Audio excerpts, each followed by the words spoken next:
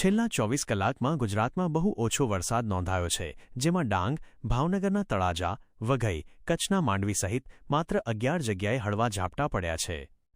આગામી 3 દિવસની વરસાદની આગાહી 25 અને 26 સપ્ટેમ્બર. અમદાવાદ સ્થિત હવામાન વિભાગના બુલેટિન મુજબ આ 2 દિવસ દરમિયાન ગુજરાતમાં વરસાદની શક્યતા ઘણી ઓછી છે. અમદાવાદ અને તેની આસપાસના વિસ્તારોમાં પણ આકાશ મોટાભાગે સ્વચ્છ રહેશે, જો કે ક્યાંક ક્યાંક હળવો વરસાદ પડી શકે છે. 27 સપ્ટેમ્બર શનિવાર. આ દિવસે દક્ષિણ ગુજરાતના કેટલાક જિલ્લાઓમાં ભારે વરસાદની આગાહી છે, જેના માટે યલો એલર્ટ જાહેર કરવામાં આવ્યું છે. આ જિલ્લાઓ છે ડાંગ, નવસારી, વલસાડ, તાપી, દમણ અને દાદરા નગર હવેલી. આ ઉપરાંત આણંદ, પંચમહાલ, દાહોદ, વડોદરા, છોટા ઉદેપુર, નર્મદા, ભરૂચ, સુરત સહિતના કેટલાક જિલ્લાઓમાં હળવાથી મધ્યમ વરસાદની શક્યતા છે. પવનની ઝડપ 30થી 40 કિલોમીટર પ્રતિ કલાક સુધી રહી શકે છે.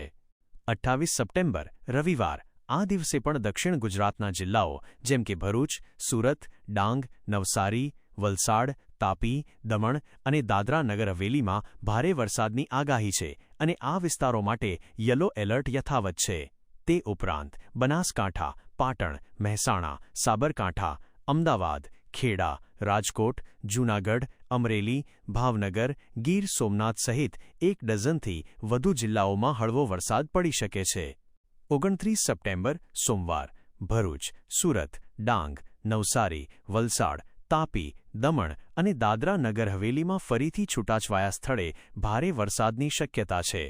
આ ઉપરાંત દીવ, ગીર સોમનાથ, ભાવનગર અને અમરેલી જિલ્લામાં પણ હળવો વરસાદ નોંધાઈ શકે છે.